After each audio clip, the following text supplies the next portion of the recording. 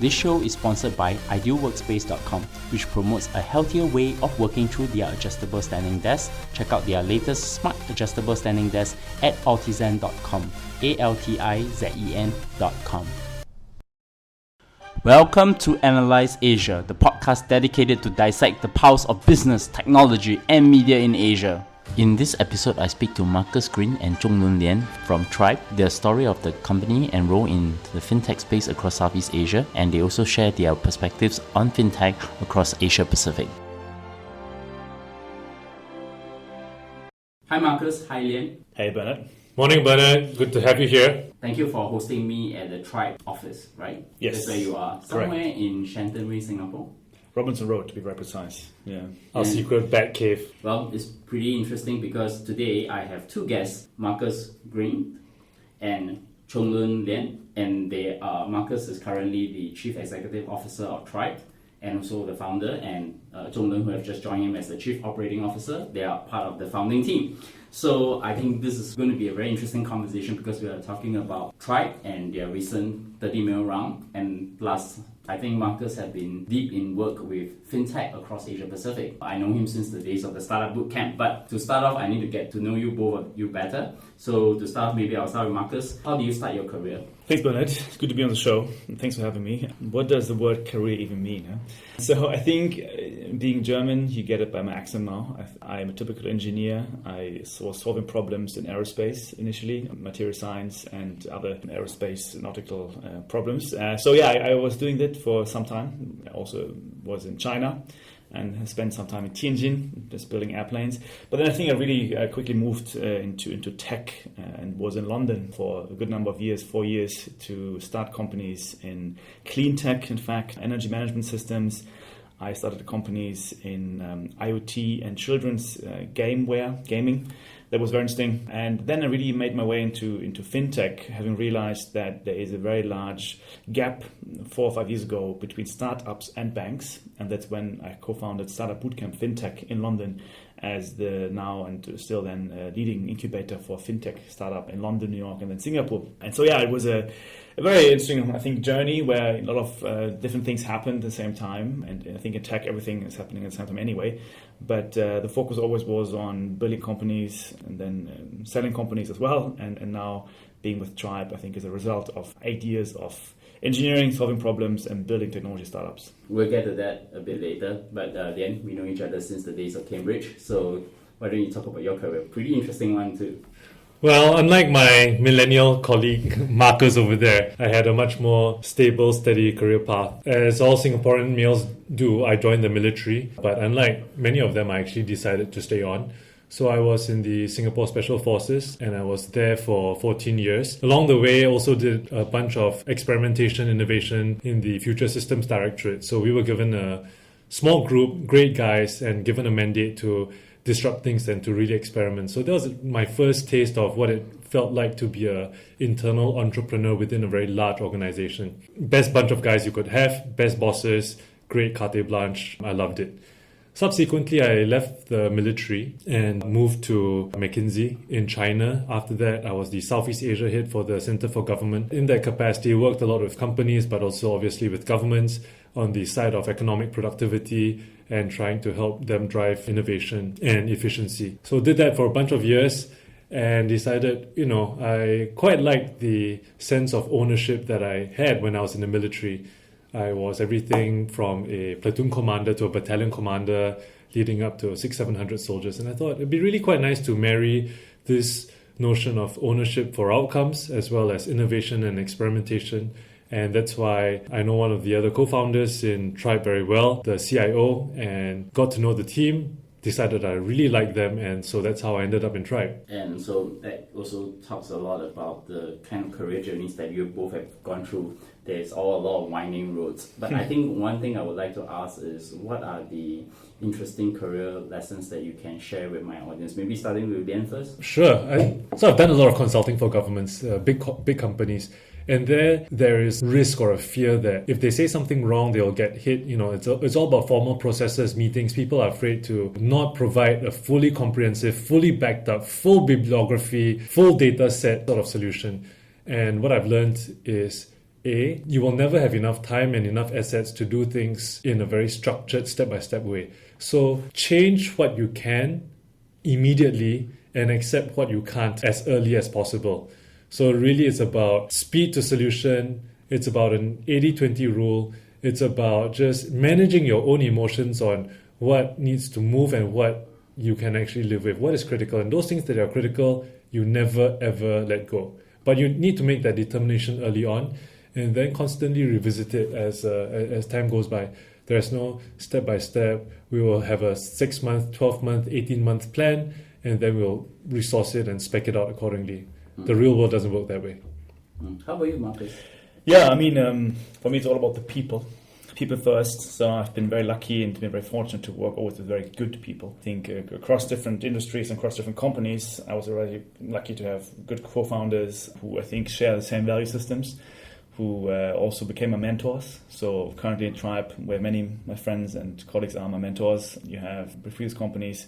There have been, I think, good partnerships being developed. And I think if you have good people around you and you understand what's the mission, what's your grand vision as well together, what you want to achieve, anything is possible. I spent a lot of time with good people. I think that was my lesson learned, that you got to really make sure don't waste your time with people who don't want to achieve something that you can't share with them. So that's been, I think, my main lesson for the last 5, 6, 7 years. Pretty interesting insight. So the main subject of the day, I want to talk about Tryb. And I think since you're both here and you talk to many people in the fintech industry, so it may be best to also hear what are your thoughts on fintech, given that there are so many things happening all at the same time at the moment. So I probably would start off with Markus from just thinking about Tryb as a company. What is the mission and vision of Tryb?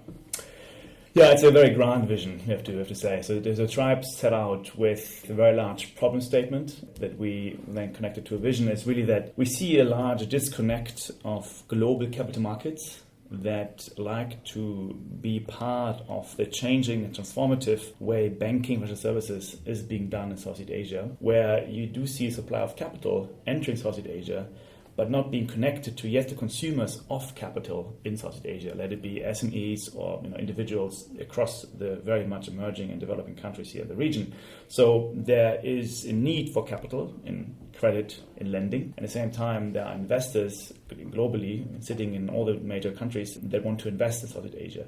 However, there is like this gap in between that we think technology can solve.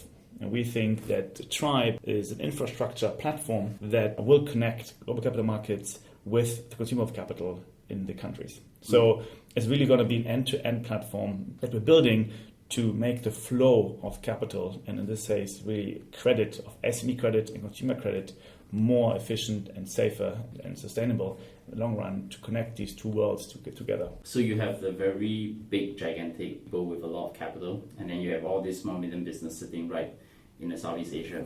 Just to help my audience a bit more, what is the problem that you're trying to solve with your company? Well, I think maybe if we look at it in numbers, simple one is this, and not sure whether this is a glass half full or a glass half empty problem. There are 650 million people in Southeast Asia and ASEAN, more or less, and the estimates are between 60 to 70% of them are unbanked. And unbanked means that they're not within the formal banking system, but they do participate in the shadow banking economy. The challenge there is obviously the cost to borrow are much higher, the safeguards and the reassurances are much less. So the first is 2/3 of ASEAN is unbanked, and we would really like to help that number get much lower. The second number, I think that is quite salient, is there's an estimate that there are 50,000 financial institutions in ASEAN.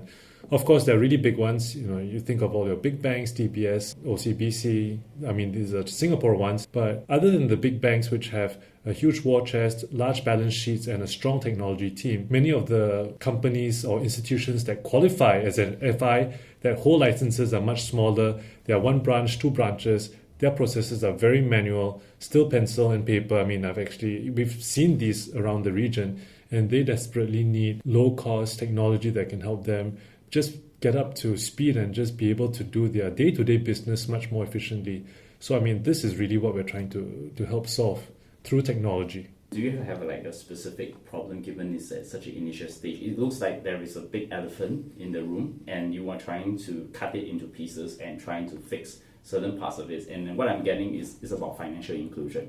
So financial inclusion is trying to bring the unbanked into the financial market. Can you talk more about that? I think you're right. I think there's a we are fully aware that there are different type of problems in Southeast Asia. You have an SME funding gap, you have an individual funding gap, you have a lot of, I think what Lien was saying, a lot of financial inclusion being necessary in Southeast Asia.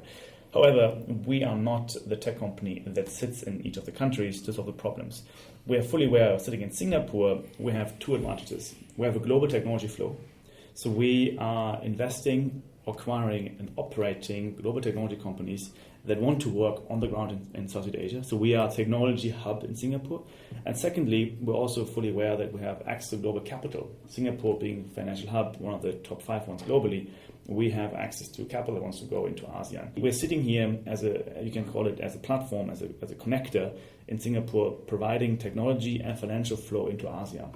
So we operate and we acquire technology companies that, for example, SME lending more efficient for banks. We are acquiring companies that do microfinance institution technology systems more efficient, more better. So I think we are this holding company here in Singapore that operates these technology companies. So that I think is our strength. We're fully aware. We're sitting here having access to local markets with a global flow.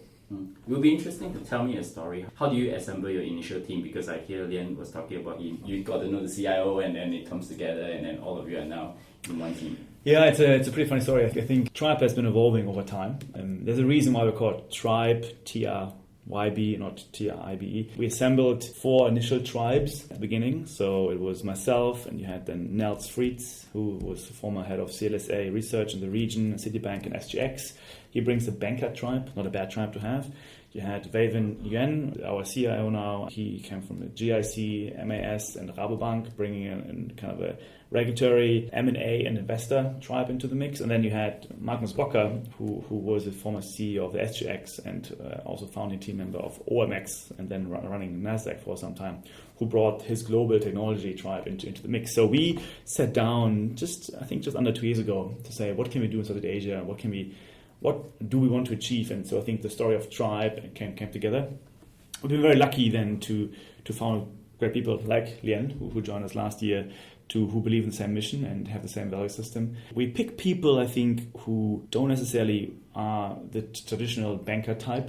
I think we have people who want to change the system. We want people who believe in the ASEAN story, who have picked Singapore as their home and believe in the platform that we can build here in Singapore as a IP hub, as a hub to develop technology and get it into the region. So I think it's been a good journey. We carefully pick people who want to hire, who want to join us. Yeah, we're 10 people actually now on the team that do different part of the business. The question is that you also, in the process of actually, you also acquire companies, you work with companies that are actually dealing with this problem of financial inclusion. What are the products and services which Tryb will be building or actually also acquiring in order to build on top of the current platform that it has? That's a great question. Thanks, Bernard. Really, we think about this a lot.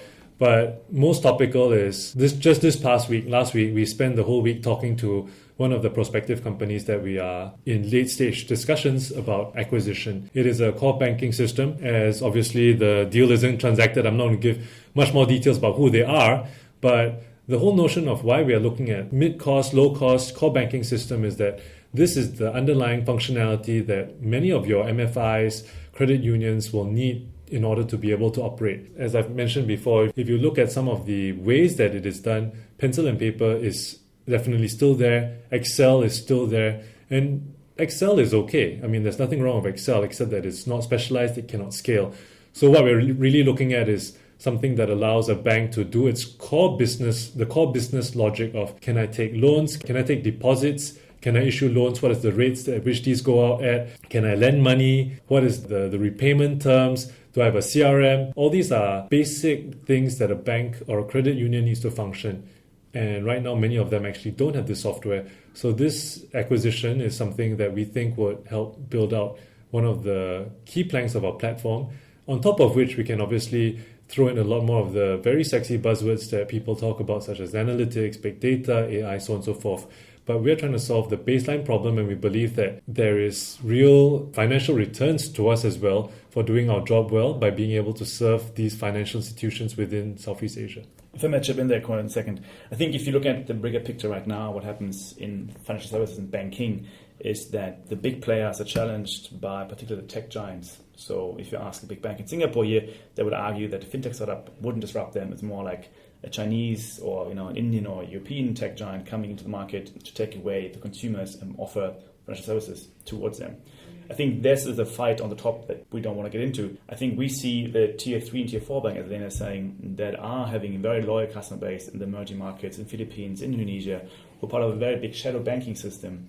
And they won't necessarily go right now to tier 1, tier 2 banks. I think there's an opportunity to help bring these more low-income groups into the middle class and be part of the growth in Southeast Asia and giving them a new banking experience. So all the products that Lien has mentioned are part of our Tryb platform. So it's loans, mortgages, insurance. And they're very digital in digital way, very digital channels that I think are more relevant to the millennial class that is the one I think to look at in Southeast Asia. This is interesting because if you think about it from another way, is that your business is actually a business to business, and you are letting the business that will use your digital platform to actually acquire the customers for you. Where are you with respect to the fintech supply chain then? That means you are just going to mainly deal with banks that might want to be able to serve the unbanked, or do you, whichever way you will move? Yeah, I think it's what is banking? What is a bank? Right? I think there's a very traditional way of looking at it. It's a license. You take deposits and you're warehouse of capital. This, I think, is all getting disrupted and changed. I think that the way that consumers are behaving and also SMEs and corporates and want banking is changing. It has to be instant. We're very used to social media. I think it's going to be a very different way of how we perceive banking. At the same time, the bank in itself is changing. I think you have Basel II, Basel III, these massive regulations globally, Solvency II, MiFID II coming up, that are changing the way bank can warehouse capital and can hold capital on the balance sheet. So I think you have two very much driving forces that are then triggering technology to come in to change the way that has been happened. So it's all about convergence. It's all about that you can see fintech being the glue between logistics, supply chain, banking, your whole e-commerce, and all across you have cash moving, right? So I think fintech is really the pipe. That's why we call it infrastructure, what we're doing, to move capital more efficient across the different ecosystems to connect what consumers and SMEs actually want. It's not anymore about going to an ATM or going to a branch and do banking. It's about using Gojek or Uber to do banking, like same time with Alibaba, while you're sitting in hospital and getting insurance. I think this come together, and that's where I think we believe fintech is the connecting glue, and we want to provide the railway, the pipes of moving capital across. So, but we will get into the topic a little bit deeper. But recently, you have raised 30 million from various investors. Can you talk about your investors and the fundraising process? Yeah, we've been very lucky to find the great supporters for our vision. Have been working with quite a few significantly the last 1.5 years on forming the Tryb. We already had last year a family friends round being bring on board, which allowed us to do the first 2 transactions, in particular Shinsei, a Swedish company, and also MC Payment, a Singaporean payment company. So we have covered this part to, I think, bring a family friends round in. Now, we recently announced, yes, we're very excited to announce the Makara Innovation Fund has committed $13 million US in capital to Tryb. And Makara is an interesting vehicle in Singapore. It's been set up recently, where the first deal was to invest in MyRepublic last year, November, $17 million US committed to MyRepublic. Now, Tryb was the second deal from Makara. I think it's an interesting concept. Well, I mean, the thing is, maybe just to add on, is that the natural fit between a platform like MyRepublic and Tryb is really just the broader vision of what does it mean to be a platform. MyRepublic obviously is a digital services platform, and Tryb seeks to be a fintech platform, and that's why Makara sees that there's a whole bunch of opportunities where they can build a meta platform, if you will, on top of that. I think on the other side, on the much more traditional side, many of our investors are family offices. And I think one very interesting thing for us has been in the process of speaking to these investors, they are not just people that are putting money into Tryb. They are also, many of them have their own original business lines, and then they either have significant financing needs or they run their own banks to service their employees, particularly in, say, agricultural, slightly more labor-intensive fields. And as a result, they are also people that say, we need your technology. We are a potential conduit for the solutions that you guys want to do in Southeast Asia. So our investors are not just people that offer us money, but they also give us landscaping of Southeast Asia and are also potential receptacles where we can put and deploy our technology. And so I think good selection of that, a lot of that really just is self-reinforcing in a very positive way. The only thing I can say is that we had an announcement a few weeks ago, so watch the space for a few others to come very soon, because it's not the only one that we're planning in the next few weeks' time. Okay, I'm looking forward to that. Yeah.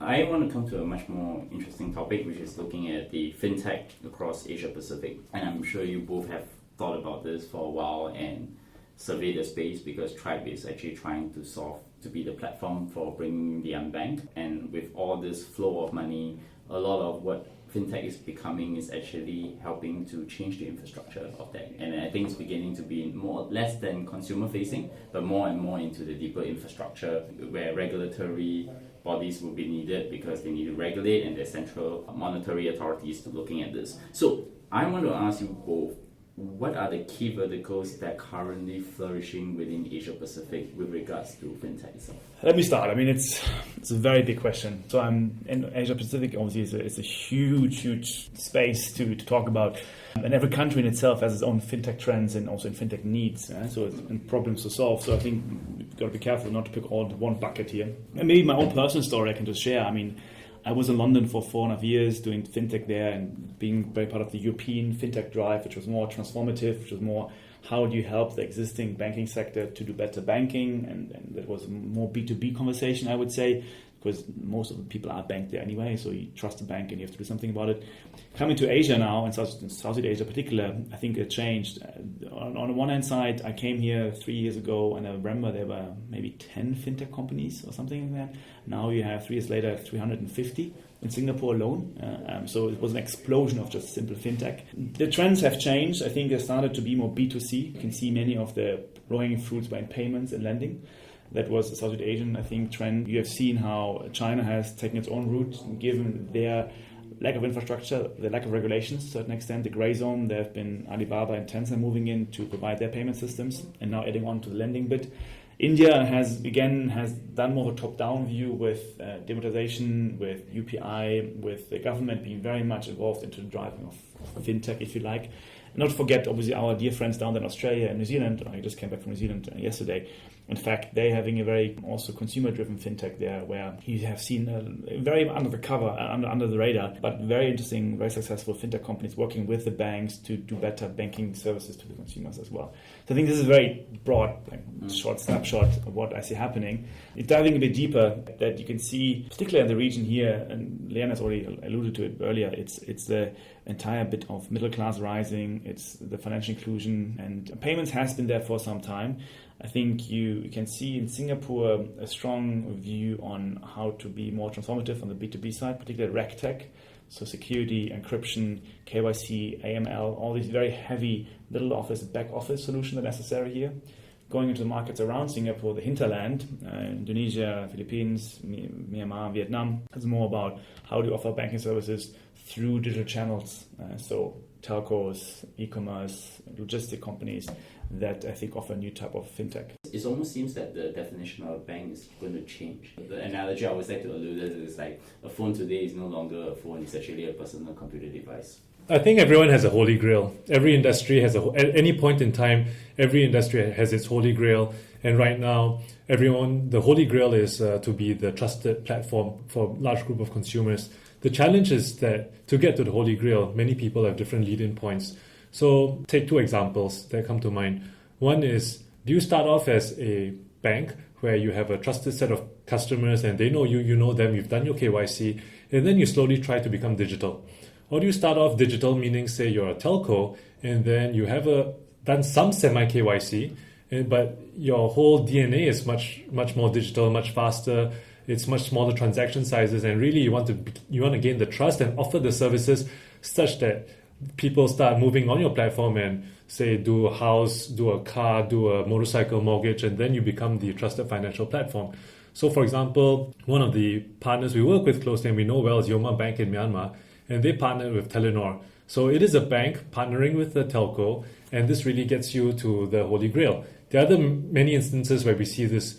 For example, companies that try to do payroll, timesheet, time clocking, and that's actually very low margin. It's a very functional utility. But the instant I have captured a company's payroll, banking, timesheet, then after that, this is a fully qualified list. I know exactly when they're getting paid. Then I can move into pension funding, insurance, mortgage, and the whole shebang. That is still approaching the holy grail, but from a B2B and always starting small. So I guess my point is there are many different lead-in ways in order to achieve this. And what we see is that the challenge now is many companies are taking different paths. We'll see which one has the most traction within different sectors. Maybe very quickly on the second point is, I still remember 3-4 years ago, this classic slide, which was unbundling the bank, and against the bank's functions, you would see all the list of the tech disruptors that were trying to eat them one slice of the pie at a time. 3-4 years later, we see that banks are still there, the banks are still doing well, and that many of the startup disruptors have fallen by the wayside. And so really what matters in finance is, A, do you have the balance sheet? Do you have the license? And do you have the relationships? So unless you have a better way of getting these three things collectively at the same time, I'd say that the banks are probably sitting pretty. They can see who emerges when the dust has settled and either buy them, incorporate them, corporate venture arm, or them into the company. So I guess this is another thing that I've been thinking about. So Markus likes to call it funding the bank. Yes, correct. I think it's banks do have a license, have a balance sheet, and have a stronghold in their own industry, but they don't have the data. I think that's where in Asia, particularly, not necessarily APAC, but in Asia, you can see banking is way more driven based on data. And that's, again, comparing to my European counterparts, they have credit bureaus, they have a lot of data sources available for the last decades in lending and payments and whatnot. Asia doesn't have that. Asia is just about getting into the data game. You have also less regulation around data privacy. So I can see how you can see very new models being emerging here now. China is obviously a good example there, where banking based on data is so key for credit scoring, for lending, for anything you want to do with banks. And that's, I think, where the data bank, I call it here in Southeast Asia, is the next one to look at. And you can see new business models being emerging there. One can think of the e-commerce platforms, for example, Alibaba, or even social platforms like WeChat. They are actually now the new credit bureaus, right? Because you actually getting the user, social credit, getting them to make the transaction on that. So here are some of the areas that I'm also trying to wrap my head around, and I spoke to Zenon Kapran recently about the fintech in both China and Asia Pacific. What is really driving innovation, where we think about things like P2P lending, cryptocurrency, and we obviously will talk about ICO at some point, blockchain, digital payments, and insurtech. I mean, this seems to be very big area. I'll call it the sexy areas, but I'm sure there's actually a lot more about it. People will think about fintech infrastructure like cybersecurity in banks, absolutely required. Trust, absolutely required. And what you guys doing to be on top of, to create a platform to actually go into the unbanked, that's also absolutely required. How do you think about that? I think you always look at the drivers behind this, so what is driving these trends? And you can again strip it apart in different sub-verticals. So you mentioned a few. P2P lending is one of them. Certainly, China has been one of the markets to look at P2P lending because there wasn't much regulation around lending, and banks, the state-owned banks particularly, didn't do a good job in lending to consumers and capital and corporate. So hence it was a nice niche to explore and to go into. So I think it's driven by, in this case, of the lack of regulation and, however, the need of consumers and businesses to access capital. I think these are always the two drivers that I can really see how fintech is developing. Cryptocurrencies is another one, lack of regulations, lack of kind of oversight. So it's a nice space to go into and explore how can you transfer money without any kind of intermediary as a cryptocurrency.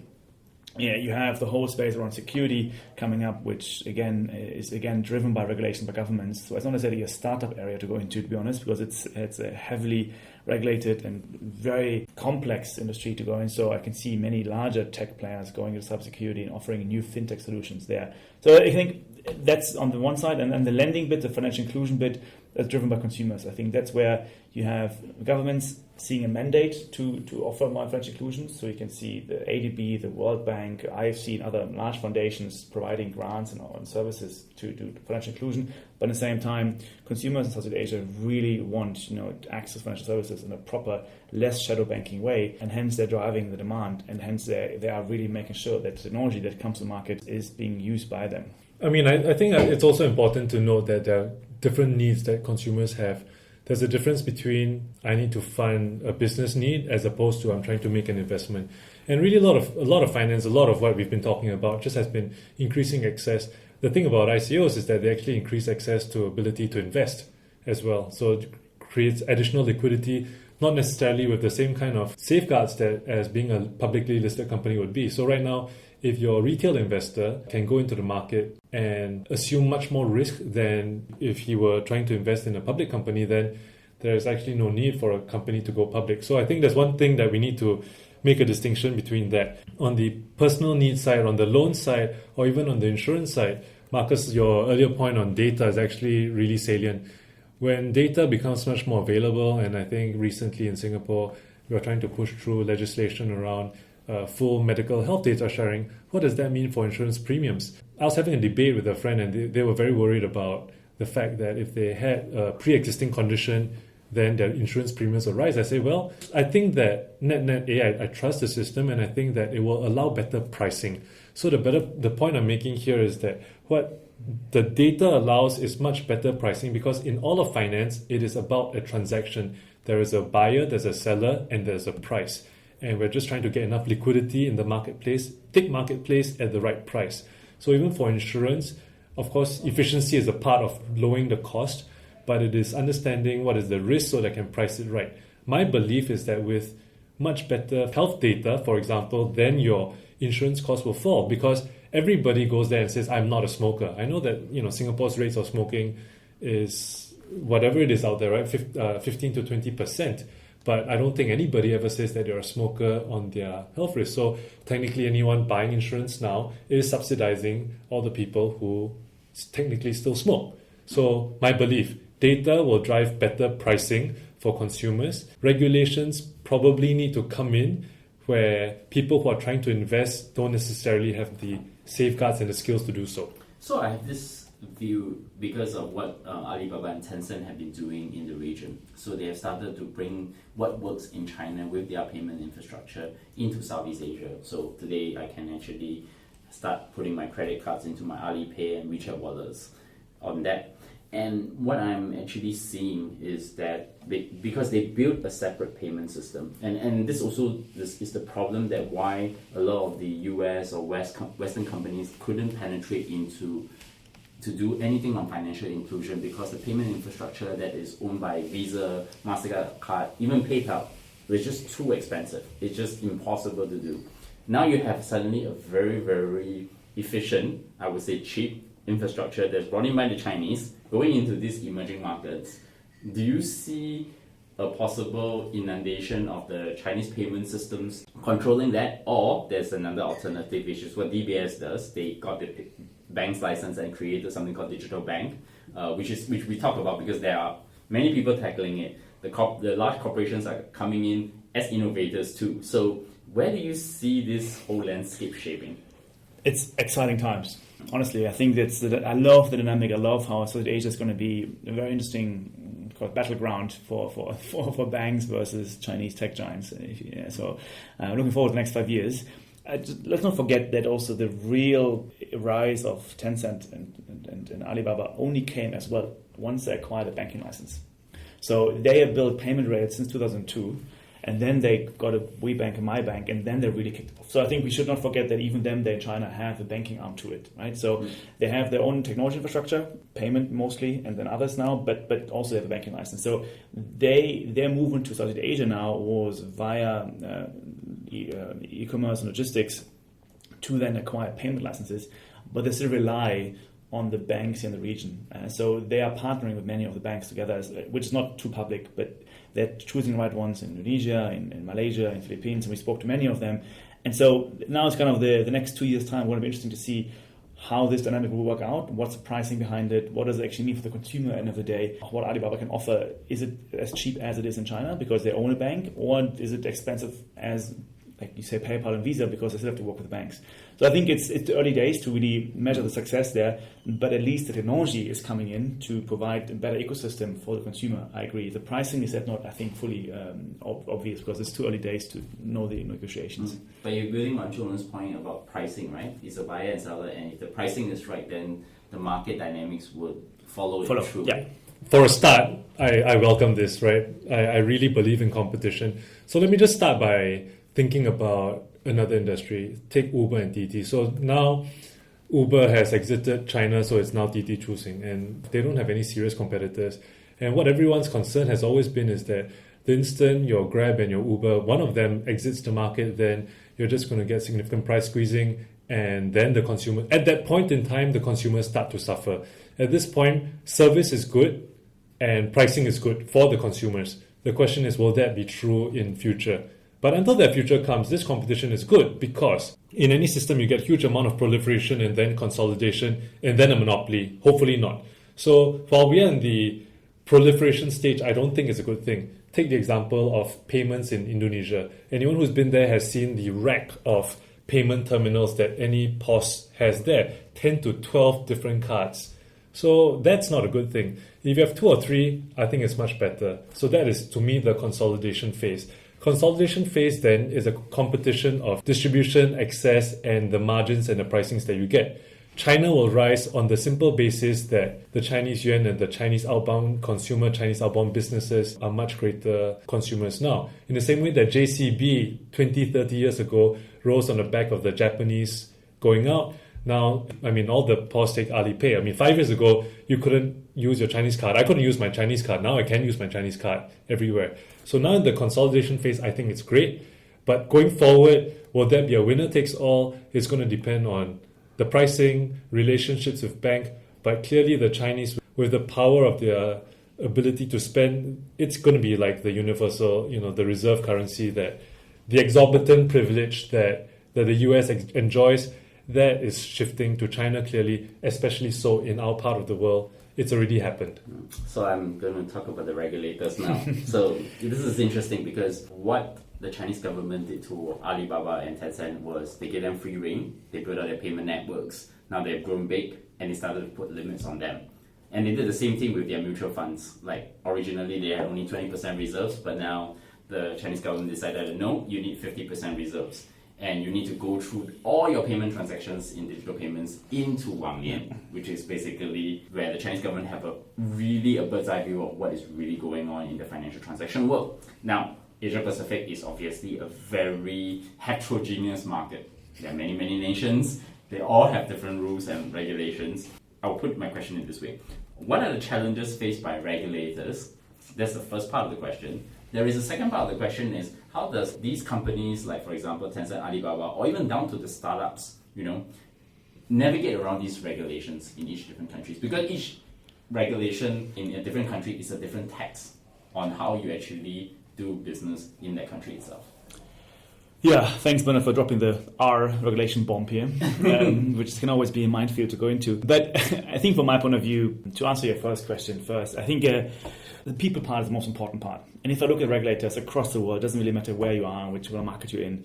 I do believe that technology is moving so fast that the regulators having sometimes a hard time catching up. And I don't expect them to change regulation overnight. I don't expect them to just change the entire framework, because there's a reason why it's in place for the last hundreds of years or decades. Yeah? So please keep it as it is, so that my money in the bank is safe. Yeah? I want that as a consumer. But appreciate the change and the speed of technology and be up to date. So at least that there's an open communication and open conversation on what is necessary, what's not necessary to change. I think it's just having a dialogue, open dialogue, that you as a regulator can talk with startups, with banks, with technology giants about what's up to date, what's not up to date anymore. And I feel there's a bit of a friction in the system right now, has been and is still there, to have a trusted and open conversation on what's necessary, what's not necessary. Well, you're absolutely right, Marcus, which is, if you look across ASEAN, everyone is at a different stage. Everyone's path, dependency, and history is different. But at the same time, I think there's a lot of, because of the speed at which innovation is happening, there's a lot of I won't call it best practice, but just sharing what is at the frontier. So think of the IFC and the ASEAN Financial Innovation Network, right? Which is, IFC is here in Singapore and they've got this ASEAN Innovators Network, which they're trying to push out. Participation in these multilateral, multinational groupings really help. We were recently in Philippines and we were speaking to the ADB, and the ADB, I think, other than its development mandate, there's also a very strong thought leadership angle there. So this year, Singapore's ASEAN chair, I think we do finance as a service relatively well. IFC is here, ADB is there. There are a whole bunch of these multinational groupings that can help level up all the different jurisdictions. Ultimately, it is their own choice for the sake and for the benefit of their own country in order to say what rules and what laws do I bring on and not. But I think being plugged into and understanding what is current state would help a lot. And also help harmonize things like cross-border transactions. If you want money in, then you also need to be able to plug into the global system, right? As opposed to say, you can't say, I'm going to control everything internally and I still want access to external capital. It just doesn't work that way. That's called capital controls. So the second part of the question about how do you actually work with regulators, what do you recommend startups and others to how do you... I think it's about having educated and progressive conversation. It's not about saying I want to disrupt the system, I don't want to change regulation, I think regulations are bad. I think you need to find a common ground, and everyone has to move a bit. Everyone has to move a step forward at least. So to find the same language on how can we together inclusively, transformatively work on this. It's not that a winner takes all, as I said earlier. I think it's a lot of moving parts right now in this very complex industry. So everyone has to appreciate each other and make it work. I think with the last 5 years, the conversation started to say we want to change the way banking, and many startups said we want to disrupt banks. Now it has shifted towards transformative. I want to help the banks to change. So I think that's a way forward, and everyone has to do their own homework to how to really use the right lingo, the right conversation, the right dialogue. Yeah. But I think it's good to have the fintech startups actually disrupting the industry, because I think even for the big corporations, we can actually leverage that as a way to persuade regulators. I can tell you a very short anecdotal story, which is like, for example, the actual remittance companies have been trying to propose to like the regulators in Singapore that we can actually take a photo and actually do KYC, but they refused to let us do it. And then suddenly 1-2 startups started violating that, and then we were like, oh, you allow the startup to do it, so why can't you let me do that? And then suddenly the conversation changed. Because you're too big. I mean, the problem is you can let the small guys without consequence do it. That's right. That's where the arbitrage is, right? Because you allow someone to do it, so therefore that rule has already been shifted. So you're able to push the boundaries and then renegotiate it to allow that kind of KYC to happen. Yeah, I think there's a clear mandate of regulator to protect or to be in the interest of the consumer, right? And if that's the case, I don't have an issue with it. I think if regulator says we want to protect the banks, there's my bit of a difficulty there.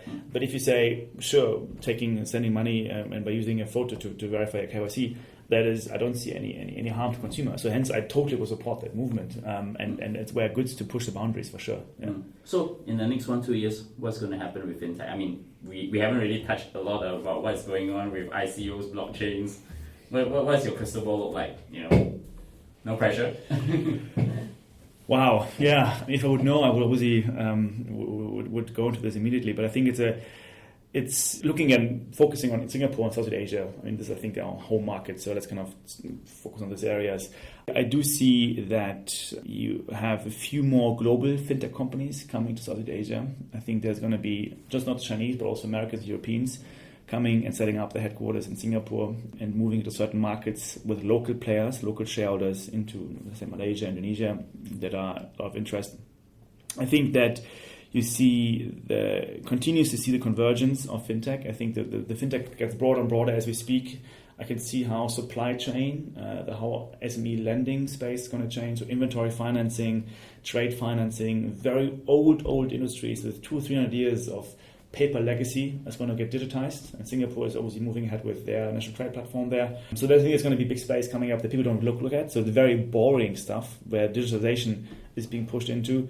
Consumer side, I'm sorry for the consumers, I don't see too much change in the next 1 years. This will not be a big change, it will incrementally change step by step because regulators are making sure it doesn't move too fast, which is not a bad thing. It's more on the B2B side where I can see the big digitalization push where SMEs are joining the digital game, big corporates are joining the digital game, and that's where fintech on the back of that will roll in to make the process more efficient. So the next $1 billion are going to come from fintech that's very boring. Yes, I have to say that. But We hope so because we are boring. So we would like to be the quiet, boring behind the scenes. yes. What? Any closing thoughts? This is an exciting space. I've had a lot of fun over the past few months learning about it. Okay, so it comes to the closing. So I have two guests. So I'm going to ask you, each one of you, can you all recommend a book, podcast, movie, or something that has recently impacted your work or personal life? I can start. I mean, I have to do a quick plug here. I'm sorry, Bernard, but we're also starting our own podcast very soon. So we, in a few weeks' time, you can probably see a new podcast coming up that covers the broader technology and finance spectrum in APAC, but particularly Asia, ASEAN, which we think is necessary. So that's one. Watch the space. But secondly, also, I being German and being here for 3 years now, I recently read a book, How Asia Works, John Settleton, and I think it's a great book that covers many of the different areas of how seven countries in Asia has developed the last 50 years. So I can recommend everyone, Asians and non-Asians, to read this book and dive deeper into these topics. Yeah. I think my stocking filler for previously were 2 books. One was called The 100-Year Life, the other was Being Mortal, which I think many people are familiar with. But the underlying premise there was simple. We are all going to live longer on average. But as you live longer, the question is, do you live better? And as you live longer, do you die better? So 100-Year Life is about, as you live longer, how do you live better? How do you take care of your financial health, your emotional health, your friends, your networks, and constantly reinvent yourself? And Being Mortal was the question of, as we live longer, we have a longer period of decline. Thomas Hobbes said, life is solitary, poor, nasty, brutish, and short. The only thing worse than that is to have a life that is solitary, poor, nasty, brutish, and long. So, he was exploring the themes of how we die in slow senescence and decline. And if we think about that very seriously, and then being a typical engineer or scientist, you work backwards and say, if that is the end state, how do I now at this point work forwards and not end up in that state? And maybe as I understand how I will die, maybe it will allow me to understand what is important so I can live better. So 2 books, 100-Year Life and Being Mortal. I mean, I thought reading them together is quite nice as a pairing. I'll supplement that with a book recommendation. I actually end up rereading Keynes' original book on employment and on the treatise on economics, and there was a passage which I kind of skimmed off, but I thought it's becoming important and I'm starting to think about it. It's about the nature of work. Apparently, he made a prediction on the economy, the growth of the economy that follows exactly what had happened today. But what was interesting in his other prediction, which didn't happen, was that humans were actually supposed to be working less, but we seem to be working more. Yeah. I'm trying to get back into thinking about that a little bit more and figuring that out. But of course, there's always one last question. How can my audience find you? I mean, very practically spoken, you can find us Sunday mornings at McRitchie Reservoir in Singapore. We're running there. So if anyone wants to join running, of course. But I think seriously, we are online, www.trybgroup.com. Email address, Markus with a K at trybgroup.com. Drop us an email. Same as Lien at trybgroup.com. We are online on any channels, but also sitting in Singapore. We're very open for having conversations for anyone that wants to come through Singapore Fintech into ASEAN. So please reach out. And to your plug, a slightly different plug, but your earlier point on holidays and having more leisure time, Markus didn't say, but he just came back from New Zealand's coast-to-coast race. So he just raced from one coast of New Zealand to the other. Myself on the side, I really enjoy mountaineering and outdoor sports. I've climbed Everest, I've climbed K2, and I've been to the North Pole. So I also have a blog that recounts some of my stories at adventureswithlien.wordpress.com. If you've got time to burn and you want to see stories about being in minus 50 to plus 50 Celsius, you can find me there as well. That's probably very interesting, and I'll definitely put the links to your LinkedIn, your Twitters, and your other social media accounts.